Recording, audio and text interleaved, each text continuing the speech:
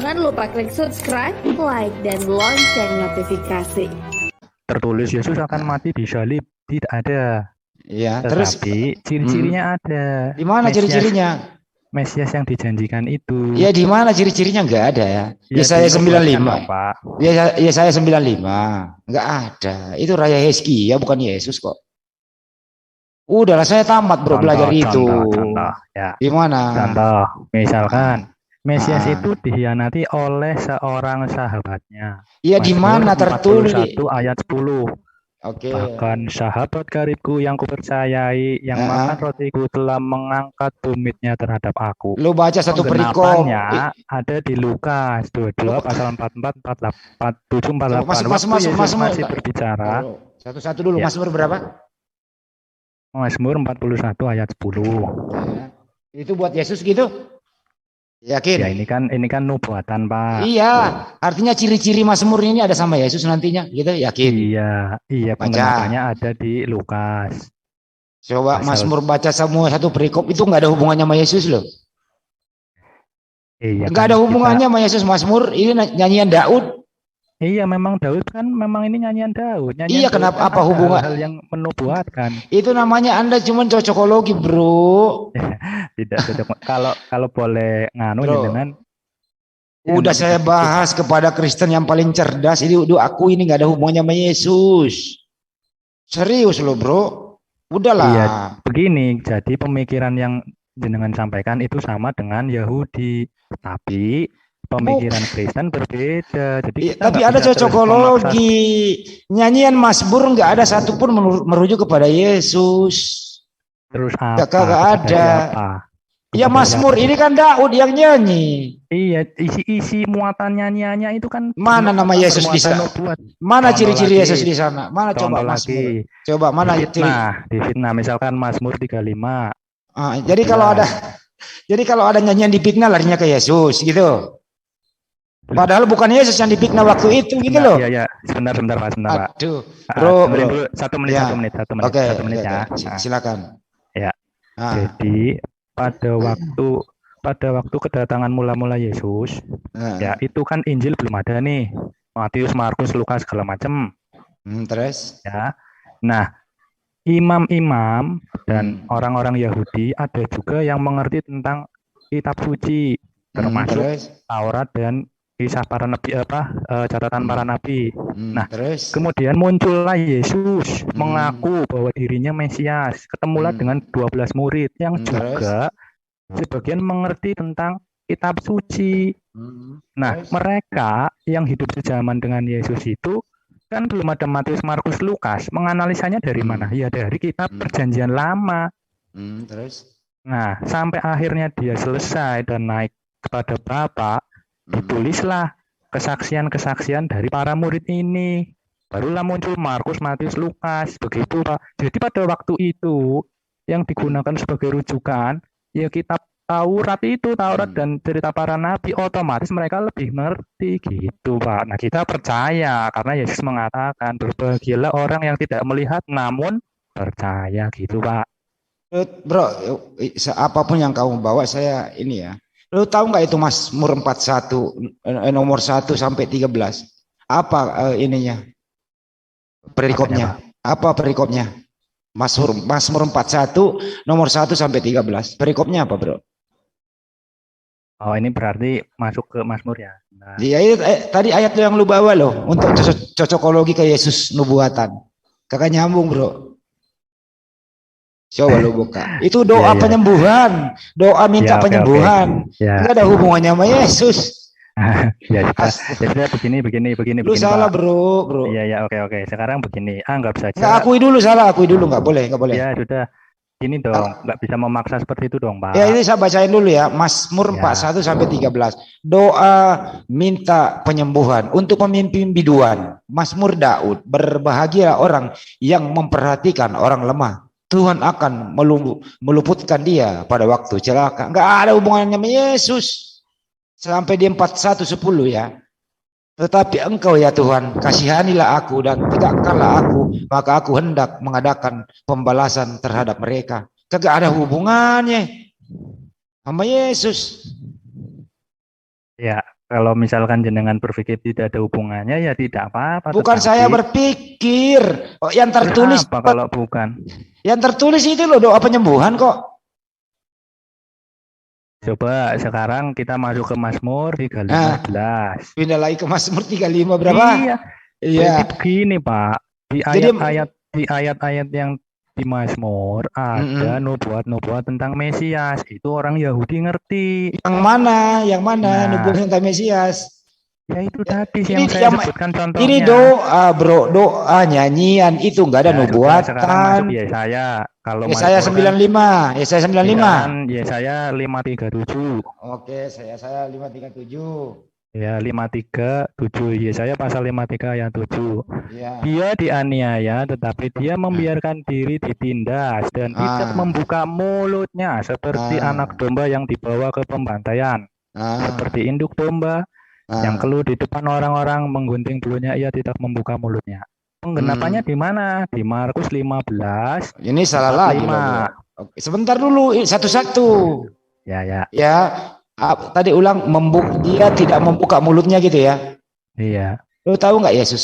Dia buka mulut waktu mau disalib, apa dia diam 1000 bahasa? Penggenapannya ada di Markus 15:45. Jangan dulu, ini dulu, jangan pindah dulu atuh.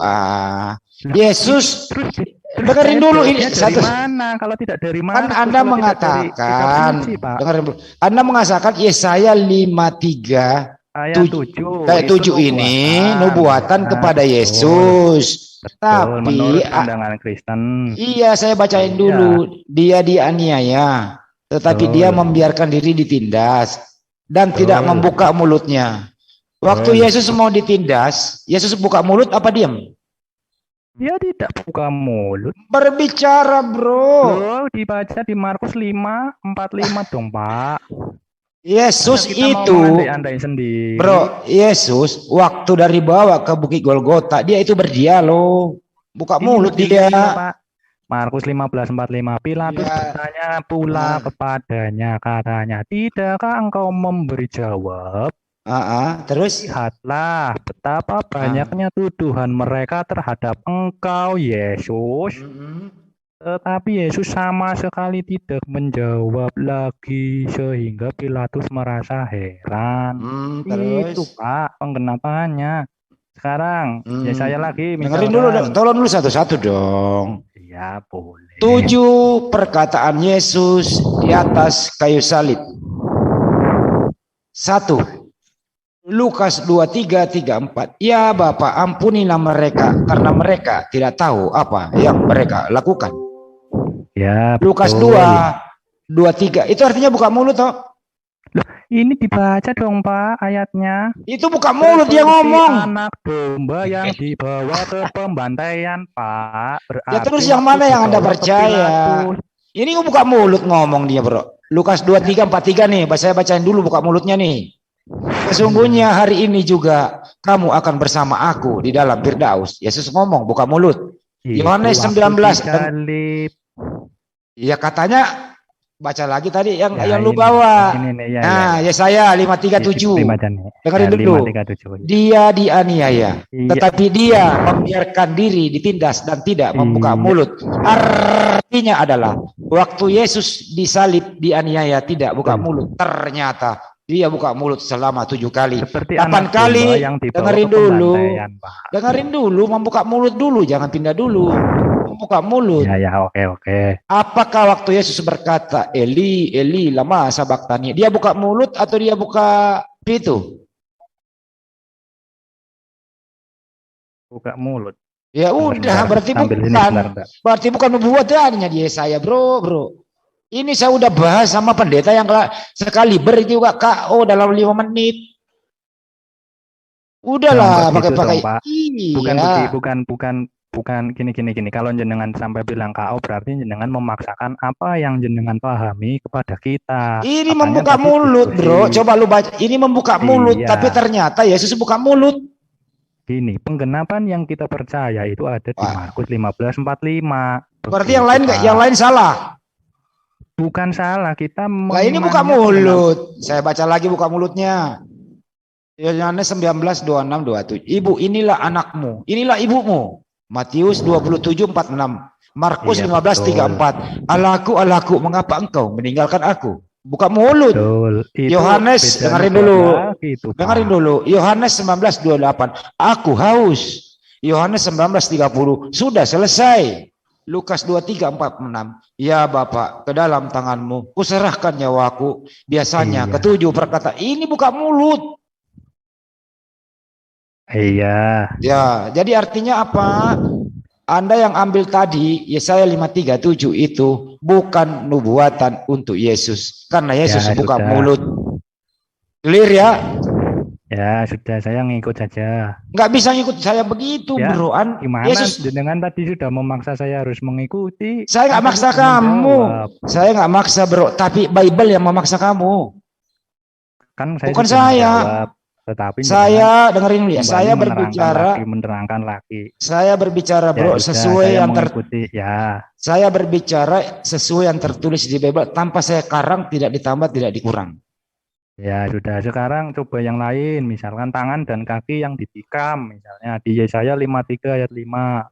Oke, saya lagi, saya berapa? 535. Oke, saya 535. 5. Nah, Iya. gue bacain ya, gue bacain. Boleh, Gue boleh. paham. Tetapi dia tertikam oleh karena pemberontakan. Yesus waktu mau ditikam berontak atau tidak? Dibaca sampai selesai toh, Pak. Ya, satu-satu dulu atuh. Ya, Tetapi sampai dia selesai tetapi dia tertikam oleh karena pemberontakan kita. Siapa yang memberontak waktu itu? Baca sampai selesai dulu. Oke, dong, baik. Pak. Dia diremukkan oleh karena kejahatan kita. Apakah Yesus diremukkan? Ganjaran yang mendatangkan keselamatan bagi kita ditimpahkan kepadanya, dan oleh bilu-bilunya kita menjadi sembuh. Gitu ya. Oke. Sekarang apakah Yesus diremukkan?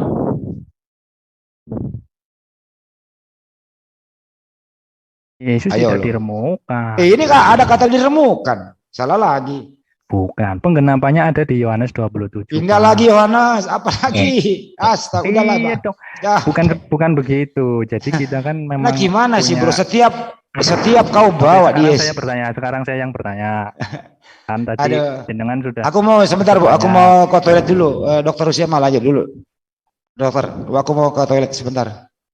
Oke, silakan bertanya. Aku mau ke toilet bentar Iya. doang kok. Silakan bertanya. Ya, jadi kalau dalam pandangan kekristenan memang ada banyak nubuat. Salah satunya itu tadi. Ya, Iya. yang saya ingin tanyakan, kembali lagi ke pertanyaan semula tadi. Iya. Tadi kan sudah dijawab kenapa Allah menyelamatkan Isa karena kecintaannya, betul ya Pak? Iya. Ya. Pertanyaan saya, dari mana umat Islam itu mengerti bahwa hal itu adalah benar-benar bentuk kecintaan? Sementara kita tahu katanya Islam adalah agama samawi, di mana agama samawi bermula dari Yahudi, kemudian Kristen, baru Islam. Artinya gagasan-gagasan yang dimuat di dalam kitab-kitab Yahudi dan Kristen seharusnya ikut dibawa. Tetapi ternyata gagasan itu hampir semuanya disingkirkan dan memiliki gagasan baru di mana Allah menyelamatkan sebagai bentuk kecintaan. Pertanyaan saya, dari mana umat Islam itu mengukur bahwa itu benar-benar dari bentuk kecintaan Allah? Yang ringan-ringan saja, Pak. Enggak, soalnya saya nggak begitu ngerti, jadi ya itu saja. Ya, di dalam Al-Quran bisa kita baca di qaulihim inna qatalnal masiha Isa ibn Maryam Rasulullah. Ya, ingat ya, sesungguhnya kami hukum juga, dan kami juga karena ucapan mereka, sesungguhnya kami telah membunuh Al-Masih Isa putra Maryam Rasulullah. Tahu kata Rasulullah, Rasul Allah artinya orang-orang yang diberi amanah orang-orang yang diberi kepercayaan, orang-orang yang dikasihi oleh Allah. Kata Rasul itu orang-orang yang diberi amanah oleh Allah. Orang-orang misalnya gini, Pak Bro Admin mengutus orang untuk membawa uang ke seseorang, apakah mau diberikan sesuatu amanah kepada orang yang tidak dipercaya? Tidak kan? Jadi Rasul Allah itu memiliki 4 sifat yang wajib. Ya, supaya Bapak tahu, harus memiliki sifat wajib bagi seorang Rasul. Yang pertama adalah siddiq, membenarkan. Jadi apapun yang disampaikan Allah selalu mengatakan sami'na wa ta'na. Kemudian amanah.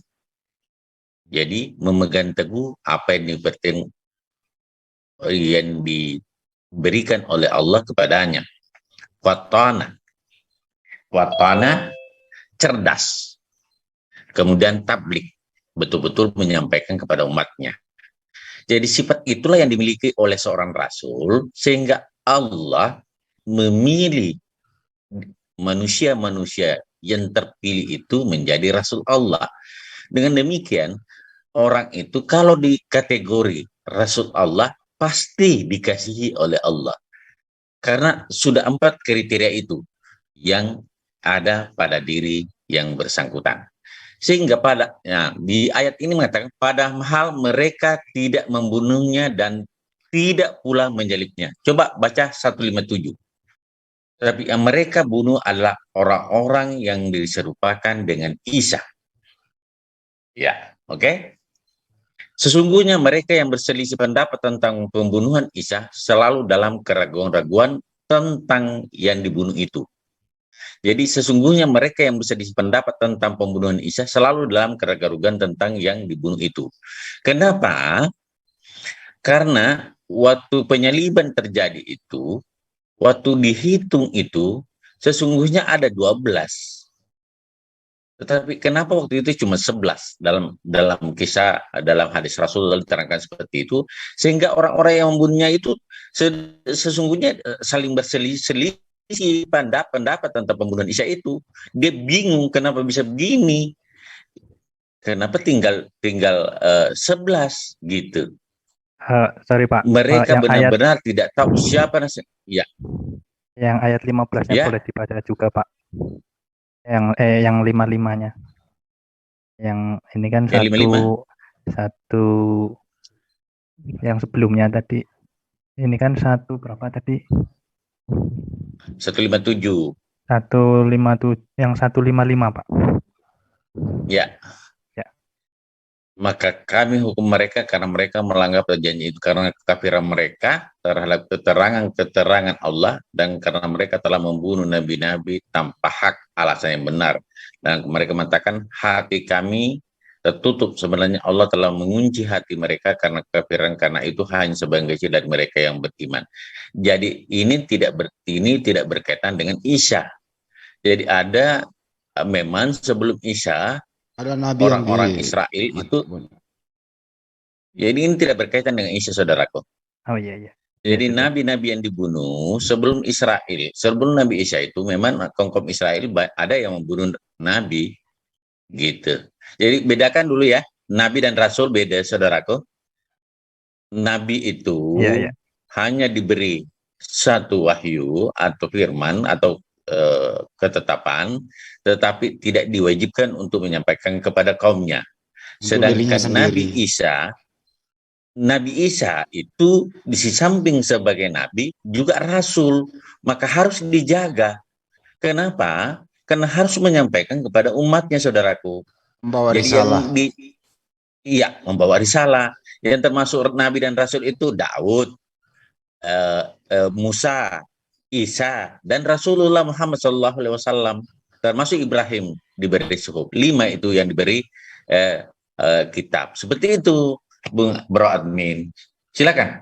Ada Bro Handi sudah kembali. Lanjut aja dulu, santai dulu kok. Gua ngopi dulu, Dok.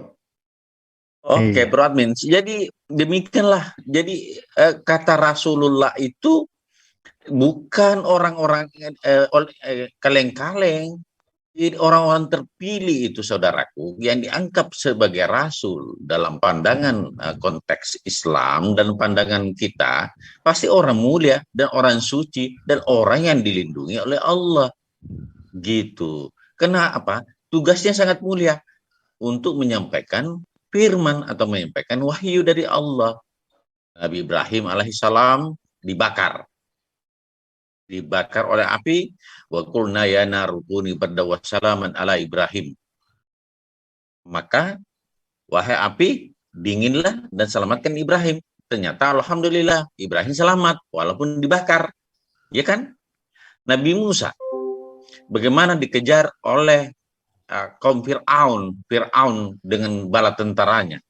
Tetapi dengan pertolongan Allah, Allah mengatakan pukulkan tongkatmu di laut, terbelah lautan, dan Nabi Musa bisa lolos dari kejaran Fir'aun.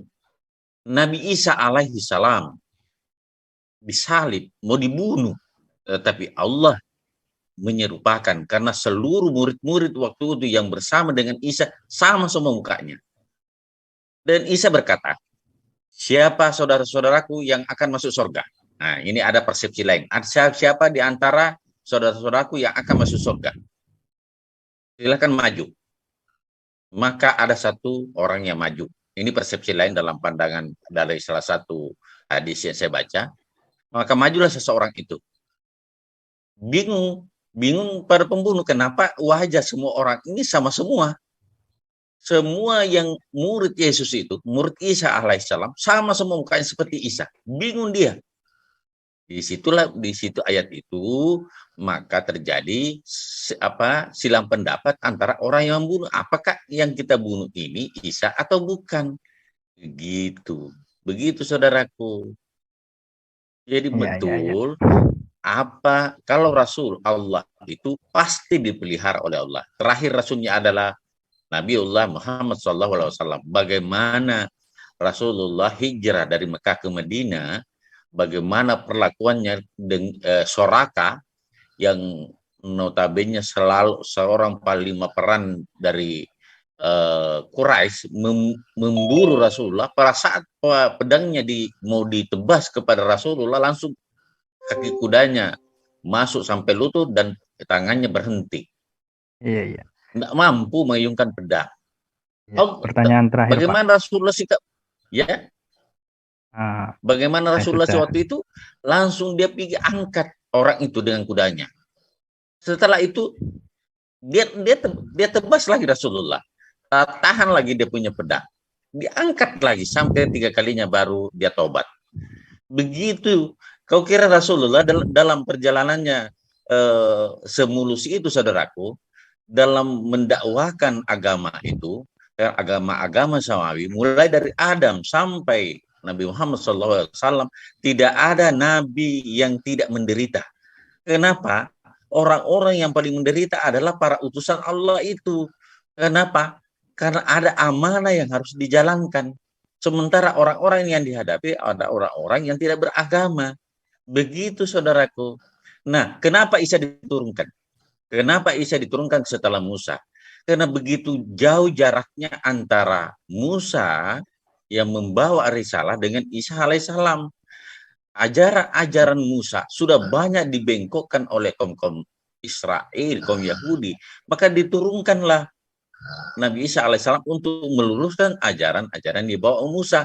Kenapa? Kalau terjadi kekosongan dalam suatu waktu, maka orang-orang itu tidak berdosa. Orang-orang tidak berdosa karena tidak mengenal hukum. Kalau orang-orang tidak mengenal hukum, tidak ada pemberitahuan sampai kepada mereka, maka langsung masuk surga karena dia tidak tahu apa-apa. Begitu. Jadi orang-orang yang tidak sampai pengajaran kepada dia dan memang tidak tahu kebenaran itu sehingga dia tidak mengikutinya, itu penghuni surga. Tetapi orang-orang yang sudah mendengarkan kebenaran itu lantas tidak mau mengikuti, itulah penghuni neraka. Demikian barangkali Bu Handi. Terima kasih. Assalamualaikum warahmatullahi wabarakatuh. Assalamualaikum warahmatullahi wabarakatuh. Terima kasih Pak Dokter. Saya sedikit saja boleh? Boleh. Bang, gini Bro. Coba Ya. buka di Lukas ini, Lukas berapa ya? Bentar. Lukas 22 ayat 69, mohon dibacakan, bisa nggak, Bang? Lukas 22 ayat 69, tolong dibacakan. Itu Bentar, ketika pengadilan di depan Sanhedrin. Silakan. Lukas 22 ayat 69.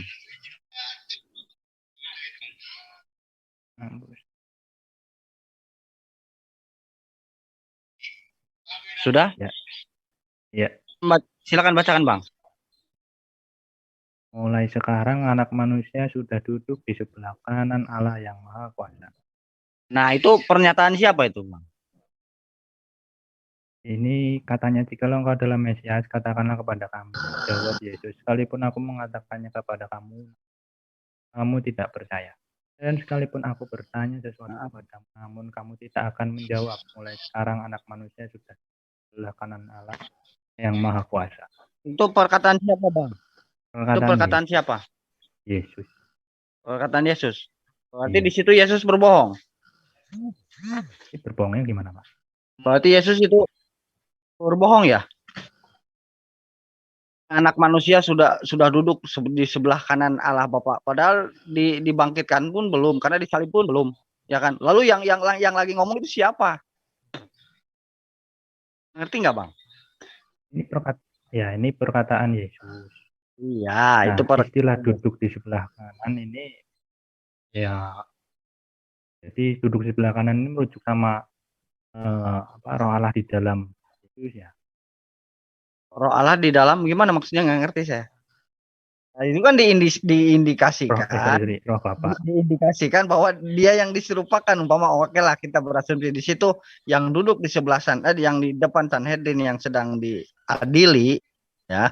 Kalau itu untuk Yesus tidak akan ngomong seperti itu, karena disalib pun belum gitu.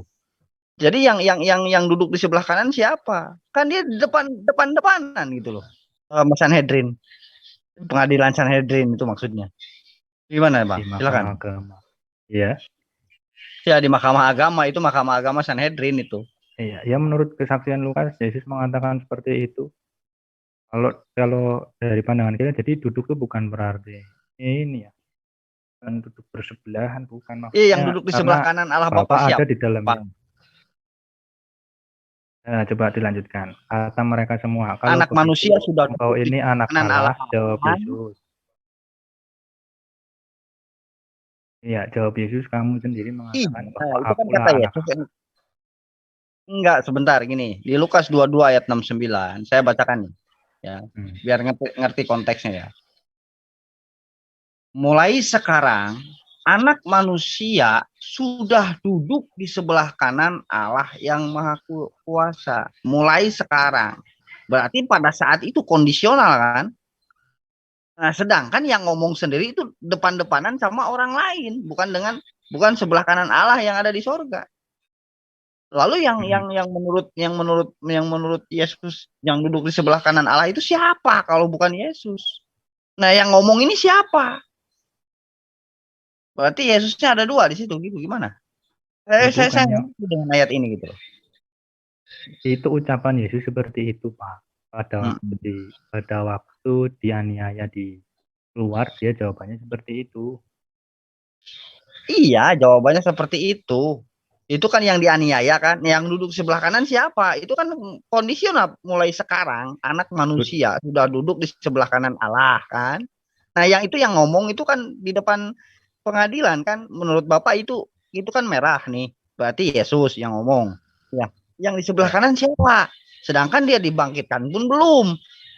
Jangankan dibangkitkan, disalib pun belum, karena melalui persidangan dulu. Yang pertanyaan saya, yang duduk di sebelah kanan siapa? Dia yang ngomong itu masih diadili kok. Iya, istilah duduk di sebelah kanan ini karena Bapak ada di dalam Yesus. Jawabannya seperti itu, Pak. Apa ada di dalam Yesus di dalam Bapak. Intinya jawabannya seperti itu. Jadi yang disalib siapa, Pak? Yesus dong. Yang duduk di sebelah kanan Yesus. Ya. Duduk di sebelah kanan itu siapa? adalah istilah. Jadi ada berapa di situ? Duduk di sebelah kanan itu istilah yang menerangkan bahwa Bapa dan Nah, Yesus. diindikasikan bahwa sebentar, Pak. Diindikasikan bahwa yang diadili bukan Yesus, karena Yesus sudah duduk di sebelah kanan Allah. Kan seperti itu. Itu kan coba kamu baca lagi. Itu kan mulai sekarang anak manusia sudah duduk di sebelah kanan.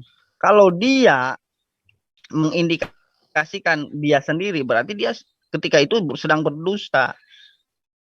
Ya. Berdustanya gimana? Dia sedang duduk mulai sekarang sedang duduk di sebelah kanan. Kalau dia aja lagi diadili bagaimana? Berarti kan kata Sanedin, berarti kamu bohong. Ya kan? Iya, jadi jawaban saya Enggak.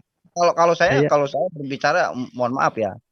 Basic saya berbicara seperti filosofis gitu, biar apa? Biar kita berpikir gitu. Iya, ini kalau dari kacamata jenengan tadi kan mengatakan berarti ini sudah ada yang menggantikan begitu kan? Iya. Iya. Kalau saya seperti itu. Makanya yang ngomong itu bukan Yesus yang ngomong itu, yang Yesus kan sudah tidak ada, sudah duduk di sebelah kanan Allah Bapa. Iya, kan itu jawaban jenengan tadi. Nah, kalau dari pandangan kita Kristen, ini kan seperti temanya di awal dong, katanya diskusi. Jadi kan saya juga punya pendapat. Tetapi ketika jenengan memaksa pendapat jenengan ke saya, ya tidak bisa seperti itu, Pak.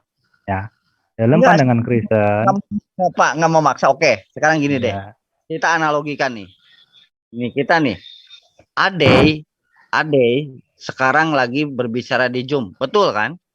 Iya. Ini kan real kan, realitas kan? Iya. Kalau saya ngomong Ade sekarang lagi makan nasi goreng, Bapak percaya nggak? Orangnya lagi ngobrol di Zoom kok. Ya kan? Bukan lagi beli nasi goreng di pasar. Iya. Ya kan? Berarti siapa saya ini? Wong oknumnya dia lagi berada di pasar kok. Iya. Berarti ada kemungkinan saya yang bohong, ya kan? Atau mengarang-arang cerita. Iya. Betul nggak? Logika. Kalau saya itu berdasarkan logika. Ketika saya membacakan ayat, otak saya berpikir. Ketika ada oknum seperti itu, anak manusia sudah duduk di sebelah kanan Allah Bapa. Ya kan? Padahal dia belum dibangkit ya dong. Iya. Ya dong. Belum dibangkitkan ya dong. Belum. Yang ngomong siapa? Itu pertanyaan saya. Kalau Anda ngomong Yesus, berarti dusta Yesus. Karena apa? Wong dia lagi diadili kok, sudah duduk di sebelah kanan Allah. Allah kan kira-kira maksudnya maksudnya kata duduk ini yang jenengan ngerti gimana, Pak? Ya? Duduk di sebelah kanan itu dari kalimat ini yang jenengan mau sampaikan itu gagasan apa gitu loh, maksudnya langsung sama seperti ayat, identik seperti ayat ketika Yesus berangkat ke sorga duduk di sebelah kanan Allah. Itu menurut kesaksian orang lain. Ini kesaksian Yesus. Kalau itu kesaksian orang lain kan. Iya, kalau ini kesaksian Yesus sendiri yang ngomong kan. Betul. Nah itu kan seperti itu. Karena apa? Iya. Allah kan menurut Anda, Allah Bapa biasanya kan Yesus kan suka ngomong Bapa itu berada di sorga. Ya kan, Bapa lebih besar daripada aku, dia berada di surga kan. Nah, dia kan di dalam aku di dalam Bapa, Pak. Oh, berarti Anda Selamat malam, Bro. Bro admin. Iya, saya pengen tahu penjelasan Trinitas itu menurut Bro admin gimana sih? Waduh. Tadi saya sempat panjang, boleh nggak kalau saya bertanya dulu, Pak? Soalnya saya nggak nangkep nih, Bro admin. Iya, sebenarnya saya punya satu lagi pertanyaan, cuman mau tak sampaikan belum sempat ini. Boleh bertanya dulu, nanti saya menanggapi. Iya. Enggak, biar maksudnya gini loh, bro admin, biar kita paham dulu gitu dalam konteks Trinitasnya Bro admin itu gimana sih gitu loh. Itu yang pengen kita tahu gitu loh. Yesus itu siapa? Lalu Bapa itu siapa? Roh Kudus itu siapa gitu loh. Sama dengan Kristen-Kristen yang lain, Pak. Enggak. Soalnya Kristen itu beda-beda penjelasannya. Ada yang subordinat, ada yang corak homoousios, ada yang lain-lain. Nah. Iya. Bro admin ini yang mana gitu loh. Biar kita enak dulu gitu loh. Jadi Trinitasnya Trinitas yang mana? Varian mana Trinitasnya? Silakan Bro admin. Ya, saya simpan dulu pertanyaan saya yang tadi, yang saya mau tanyakan, saya jawab dulu. Jadi, kalau dalam pandangan yang saya yakini, Trinitas yang dalam pandangan saya ya sama seperti yang lain, bahwa Bapa yang kita kenal melalui kesaksian-kesaksian yang ditulis di dalam Alkitab, khususnya Perjanjian Baru, lebih khusus lagi penjelasan dari Yohanes yang menerangkan siapa Yesus, itu kita memiliki gagasan. Memang gagasan ini diambil dari hasil pemikiran bahwa ternyata Bapa itu bisa kita terangkan, di mana menurut catatan Yohanes, Bapa itu ada sendiri, Bapa. Kemudian Yesus adalah sesuatu atau disebutnya firman yang keluar dari Bapa. Kemudian ada satu lagi pribadi yang diutus keluar dari Bapa, itu adalah Roh Kudus. Ketiganya itu sama-sama bersumber dari Bapa. Kira-kira penjelasan saya seperti itu, Pak. Oh, oke oke, terima kasih bro. Berarti coraknya corak homoousios ya ternyata ya. Homoousios saya kurang ngerti ya itu ya. Iya iya, pokoknya itu homoousios namanya itu. Iya. Silakan Mang Ade, dilanjut Mang Ade. Iya. Saya boleh lanjut tadi pertanyaan. Iya, pertanyaan silakan bertanya deh Bapak deh. Silakan. Iya kan tadi sudah banyak ngomong ya. Ini tinggal satu sih pertanyaan saya. Ya, tadi kan sudah banyak juga saya bertanya, termasuk berkaitan dengan masalah Nabi Isa, kenapa diselamatkan, begitu ya. Pertanyaan saya yang terakhir ini adalah tentang keyakinan. Boleh tahu nggak, sebelum saya melanjutkan satu pertanyaan ini, kira-kira dari teman-teman Muslim meyakini bahwa nanti akan dibangkitkan ya? Iya, betul. Ya. Pertanyaan Surat saya. Ya. Ya, pertanyaan saya. Akan dibangkitkan saudaraku. Nabi Isa akan diturunkan. Karena Bukan. pandangan Islam, Nabi Isa itu tidak mati. Ya, Ya, ini konsep Islam ya saudaraku ya. Iya. Jangan pandangan, kalau pandangan Anda dibangkitkan karena memang pernah mati. Kalau Iya. pandangan Islam tidak pernah mati. Iya. Jadi dalam konsep Islam, Kirain manusia Allah nanti di hari kiamat mengangkat. Iya, maksudnya dari sisi kalau di hari kiamat itu begitu. Iya. Jadi Allah akan menurunkan kembali Nabi Isa, kemudian wafat, mati, dan dibangkitkan. Jadi kullu nafsin sa'iqatul maut, ini pandangan Islam, perlu dipahami. Setiap bernyawa pasti mati. Iya. Ya, yang mana Bro Admin masukkan? Bung Ade tadi mungkin dia jawab sesuai dengan pandangan Bible. Artinya bahwa memang dibangkitkan. Oke, Bro Admin bertanya seperti apa? Silakan. Ya, jadi begini. Di dalam kekristenan pun kita meyakini bahwa kita nanti dibangkitkan. Ya, di dalam Islam mungkin juga sama, memiliki keyakinan bahwa nanti akan dibangkitkan. Pertanyaan saya, apa yang mendasari bahwa pernyataan nanti Anda akan dibangkitkan itu benar dan Anda menjadi percaya? Begitu, Pak. Ya, di akhir zaman saudaraku, di akhir zaman pada saat tidak ada lagi orang-orang yang yakin, tidak ada lagi orang-orang yang menyembah kepada Allah Subhanahu wa taala, maka malaikat Israfil, ada namanya kita malaikat Israfil, meniup trompet sangkakala. Maka semua makhluk yang bernyawa sekaligus semua mati semua. Tidak ada satu yang tersisa. Itu pandangan Islam. Itu pada peniupan yang pertama. Tiupan yang kedua, semua makhluk yang pernah mati hidup kembali seperti sedia kala. Begitu pandangan Islam, saudaraku. Ada malaikat yang ditugaskan oleh Allah namanya malaikat Israfil.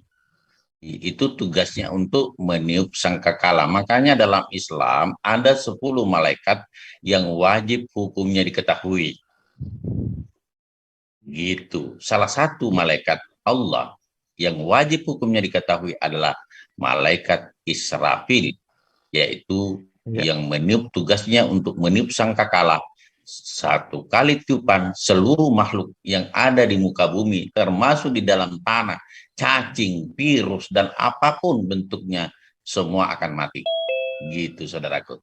Iya, pertanyaan saya tadi yang garis bawahi Pak, mungkin saya kurang jelas menanyakannya. Jadi apa yang membuat Anda yakin bahwa nanti Anda akan dibangkitkan? Begitu Pak. Sesuai dengan tuntunan Al-Quran gitu. Bahwa pada saat peniupan sangkakala kedua, maka semua akan dibangkitkan. Itu tuntunan kami, itu keyakinan kami. Pada saat malaikat Israfil meniup sangkakala yang kedua, maka semua yang mati akan hidup kembali seperti sedia kala. Gitu. Oh ya. Ya sudah. Ya itu saja sih. Termasuk Bapak nanti akan dibangkitkan. Iya, kalau dari dan berkumpul di padang mahsyar. Maka dikumpulkanlah kita sesuai dengan umat-umatnya masing-masing. Nah, umatnya Nabi Isa, umatnya Nabi Nuh, umatnya Nabi Musa, dan lain sebagainya, sampai umatnya Nabi Muhammad SAW berkumpul dalam satu barisan. Dan catatan amal perbuatan kita itu ada malaikat lagi, Rakib dan Atid. Di sampingnya bro admin itu ada 2 malaikat, satu mencatat kebaikan bro admin, satu mencatat keburukannya. Jadi tidak bisa kita bohong bahwa kita akan pada hari malam Minggu jam 11 malam dan 12 malam kita di Zoom JCC membicarakan tentang masalah keagamaan. Bro admin mendengarkan itu, begitu. Iya. Itu ya, terima kasih itu. Saya rasa itu gitu. Pertanyaan banyak dari pihak Kristen ya. Jadi saya sempatkan untuk menanyakan itu. Cuman pengen tahu jawabannya saja ya. Terima kasih Pak. Jadi kita kan dibangkitkan semua, saudaraku. Tidak ada mulai dari Adam sampai manusia terakhir akan dibangkitkan. Manusia terakhir nanti siapa? Wallahu a'lam bishawab. Iya, berarti dasarnya dari firman Al-Qur'an ya. Ya. Jadi ada malaikat Allah yang ditugaskan oleh Allah khusus untuk meniup trompet sangkakala namanya. Kalau begitu ditiup, bahkan Nabi Isa sebenarnya pada saat datang baunya itu bisa membunuh semua orang kafir yang dekat itu. Bahkan dalam hadis Rasulullah seperti itu, saudaraku. Iya Pak. Jadi gitu. Jadi kedatangan Nabi Isa yang kedua dalam pandangan Islam, saya sudah terangkan. Yang pertama dia akan membunuh babi. Yang kedua adalah dia akan mematahkan salib. Dan yang ketiga akan meluruskan ajaran yang dibengkokkan. Selanjutnya adalah dipimpin oleh Imam Mahdi, dijemput oleh Imam Mahdi untuk meluruskan seluruh ajaran-ajaran yang dibengkokkan. Begitu saudaraku dalam pandangan Islam ya. Tabe. Ada lagi? Terima kasih Pak. Atau silakan Bro Ade Tabe, maaf saudaraku tadi menjawab sesuai dengan konteks Islam saudaraku Tabe. Bung Ade melengkapi barangkali. Tabe. Iya, terima kasih Pak Dokter. Enggak, saya tuh dengarnya kan konteks dibangkitkan, gitu kan. Itu ada di dalam. Assalamualaikum. Waalaikumsalam. Ada di dalam 1 Tesalonika 4 ayat 15, 16, 17 gitu kan. Cuman di sini saya ada keanehan, saya mau bertanya nih ya. Ya. Boleh. Ini kami katakan kepadamu dengan firman Tuhan, kita yang hidup yang masih tinggal sampai kedatangan Tuhan, kali-kali tidak akan mendahului mereka yang telah meninggal. Sebab pada waktu tanda diberi, yaitu pada waktu penghulu malaikat berseru dan sangkakala Allah bersembunyi, maka Tuhan sendiri akan turun dari sorga dan mereka yang mati dalam Kristus akan lebih dahulu bangkit. Sesudah itu, kita yang hidup yang masih tinggal akan bangkit bersama-sama dengan mereka dalam awan menyongsong Tuhan. Yang kasih demikianlah kita akan selama-lamanya bersama-sama dengan Tuhan. Nah, di sini ada keanehan, Pak. Ada keanehannya gini ya. Berarti di situ ada yang berarti tidak mati semua gitu loh. Ada yang masih hidup yang langsung diangkat oleh Tuhan Anda ke surga. Nah, kalau berarti kan Anda memahami di sorga itu Anda seperti malaikat. Buktinya masih ada manusia yang istilahnya yang tidak mengalami kematian langsung diangkat ke sorga. Bagaimana Pak? Kalau saya mengikuti dari 1 Tesalonika 4 ayat 15, 16 sampai 17. Gimana Pak itu penjelasannya Pak? Silakan Pak. Kalau masalah yang diangkat ke surga apa dalam keadaan hidup ya sebelumnya juga ada ya. Henok dan Elia ya.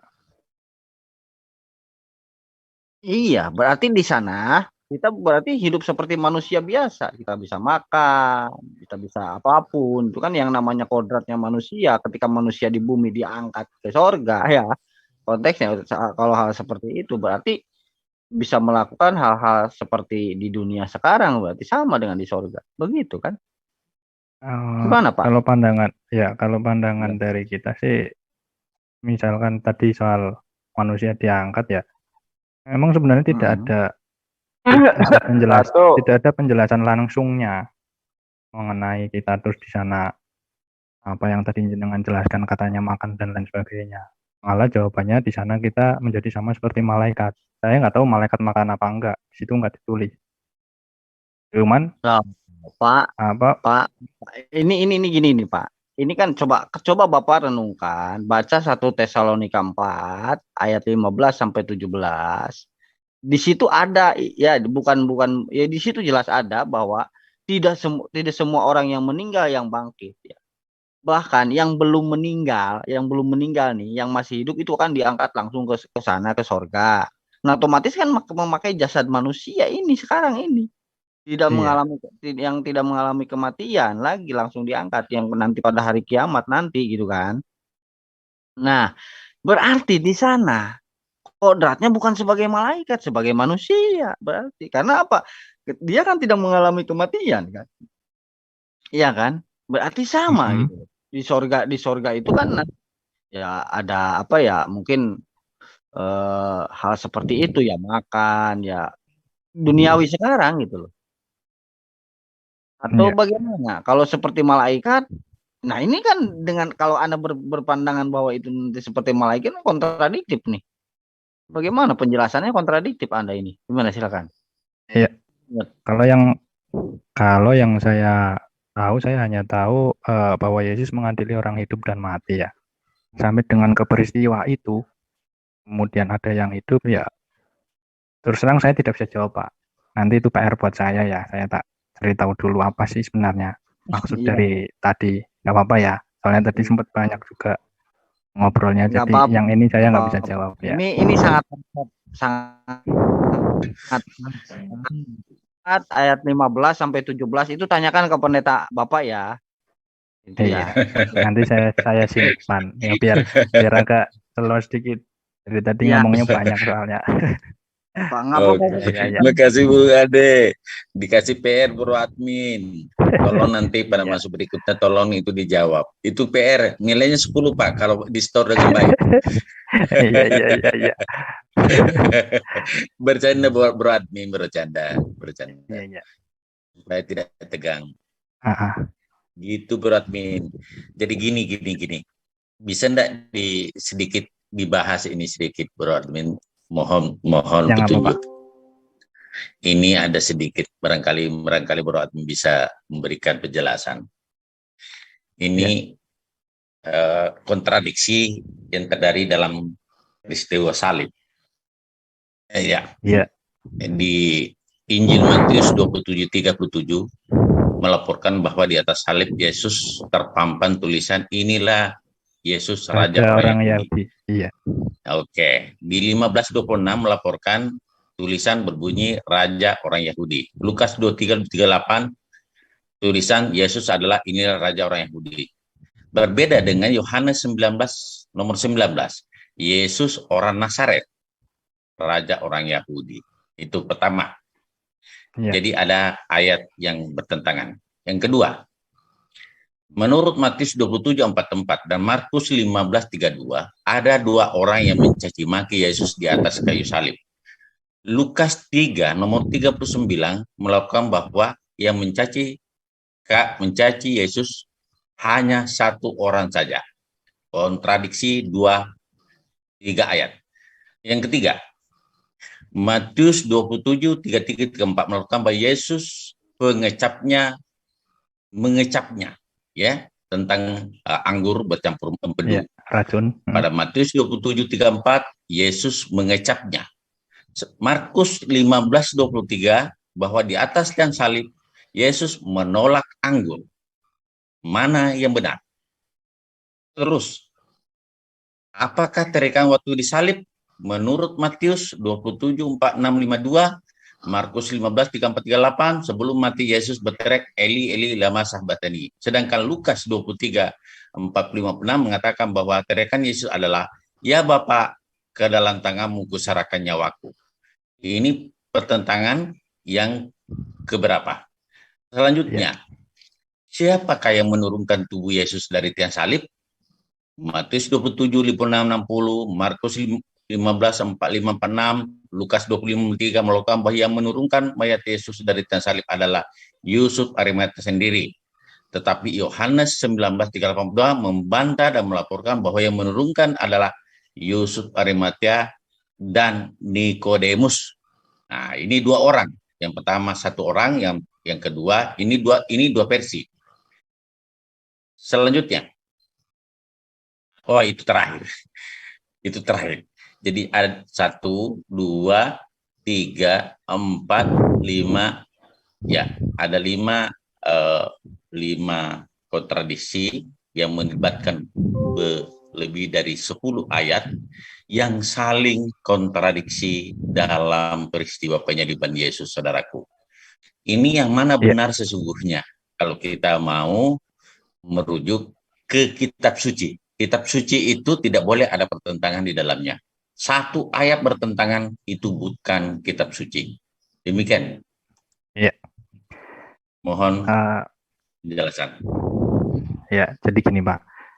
Dari Kristen tidak menolak ya adanya narasi-narasi yang dibawa dari kesaksian-kesaksian murid-murid yang dicatat di Yohanes, Matius, Markus, dan Lukas. Jadi gagasan iman Kristen itu memang kan didasari dari kesaksian. Dan kesaksian itu dicatat di dalam sebuah catatan. Nah, dari catatan itu pada waktu mencatat itu kan memang berselisih waktu, ada yang bahkan sampai Yohanes 90 tahun. Jadi untuk masalah detail-detail itu sampai dengan berbeda dengan yang sebelumnya itu karena begini ya, mereka punya kesaksian sendiri. Tetapi yang terutama adalah begini, bahwa kesaksian mereka itu tidak menyangkal kabar baiknya, bahwa penggenapan mengenai Mesias itu sudah digenapi di dalam Yesus yang benar-benar disalib. Injil yang lain ada nggak pada waktu itu? Ada. Tetapi setelah ditelusuri dan dilihat bahwa ternyata ada perbedaan, terutama di peristiwa penyalibannya. Mungkin salah satunya adalah mengenai Injil yang dibawa Nabi Isa misalkan, yang katanya tidak disalib. Itu termasuknya sudah berbeda, Injil yang berbeda lagi.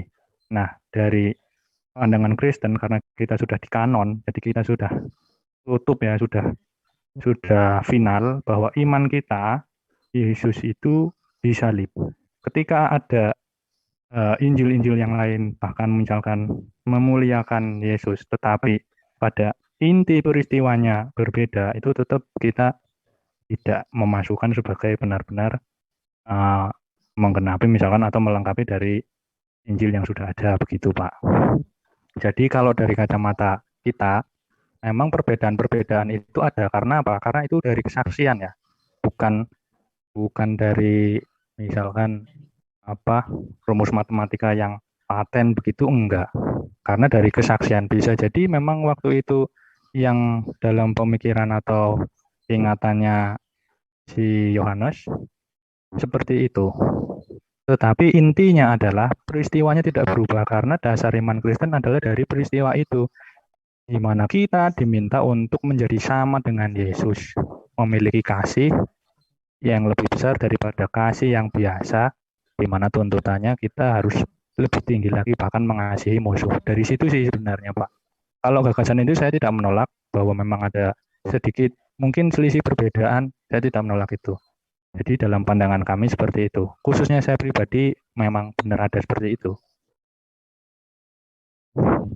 Itu, Pak. Jadi orang menyelidiki berbeda, Pak ya.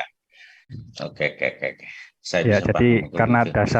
dasar iman kita itu memang dari pengalaman sama kesaksiannya murid ya. Jadi bukan dari kayak rumus matematika semuanya harus sama, harus benar-benar persis, itu tidak. Tapi yang digarisbawahi adalah peristiwa intinya. Kalau peristiwa intinya sudah berubah, berarti itu sudah bukan lagi Injil Yesus gitu. Itu Markus, Pak, tadi Lukas, Matius. Jadi bukan Iya. Injil lain itu yang saya bilang tadi itu. Iya, tapi jadi, oke lah. Itu jawaban betul, Bapak. Tidak masalah. Jadi memang perbedaan itu kita tidak menolak. Memang ada seperti itu karena dasar iman kita adalah dari pengalaman para murid, dan kita sudah final, sudah dikanonkan. Jadi ketika ada Injil lain yang mungkin memiliki cerita yang sama, tetapi kisah utamanya adalah penyaliban, kisah utamanya berbeda, ya itu berarti tidak termasuk dalam ajaran Kristen gitu, Pak. Atau kita biasa sebut berbeda lah gitu.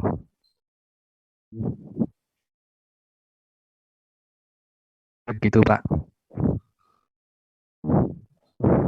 Yang Bapak sampaikan itu keimanan Bapak. Saya sepenuhnya kembalikan kepada Amir. Silakan Bu Amir. Apakah masih perlu dilanjutkan ini? Seperti udah tengah malam ini, dokter. Ini ya. Iya, udah malam ini, Pak. Kayak nggak ada hari esok aja, Bro Admin ya. Iya. Udah habis ini kopi segelas. Iya. Oke, Bro. Thank you ya, Bro. Ya, terima kasih ya, Pak ya. Tapi lu udah tahu nomorku, kenapa lu nggak pernah chat ke gua? Ayo lu. Ya, itu nanti, Pak. Nanti saya kontak. Ya, biasalah ada sesuatu hal. Saya harus izin dulu juga. Oke, thank you ya, Bro. Oke, teman-teman semua yang ada di live chat, demikian tadi diskusi santuy, terus tidak ada hujatan, itulah JCC. Iya. Mohon maaf tadi ada satu yang kelewat itu ya. No problem lah, nggak apa-apa. Kita insya Allah sehat, besok ketemu lagi gitu. Iya, terima kasih ya, Pak ya. Saya langsung undur diri ya ini ya. Makasih ya, Pak. Oke, semuanya ya. Oke. Baik, terima kasih. Semoga bermanfaat ya buat kita semua. Di kantor pusat JCC di sini ada kurang lebih 12 personil. Ada Uniripa. Ada Uniripa di sini. Ada More Reski, Uniripa bersama suami. Ada Goldian Boy. Ada Bang Yan, ada Mas Egel Viral Indonesia, ada Debat Channel, ada Mantep TV, ada Islam Cerdas. Ada siapa lagi ya? Masa saya datang sama suami gimana sih? Ya udah banyak, ada 11 personal di sini ya. Itu kira-kira dokter. Lagi rame di kantor pusat JCC. Alhamdulillah. Syukran. Itu More Reski.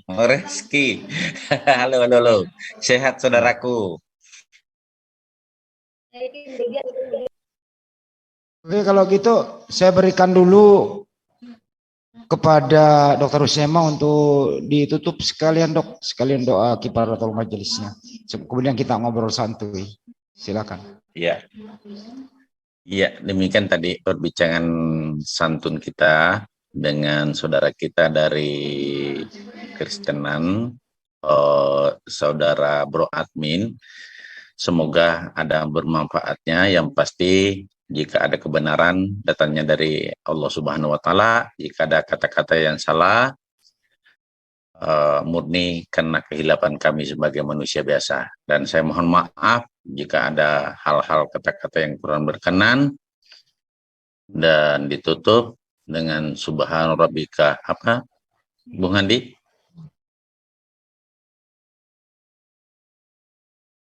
Subhana rabbi wa bihamdika asyhadu an la ilaha illa anta wa atubu ilaik. Wastaghfiru wa atubu ilaih. Ya. Astaghfirullah wa atubu ilaik. Assalamualaikum Wabillahi warahmatullahi wabarakatuh.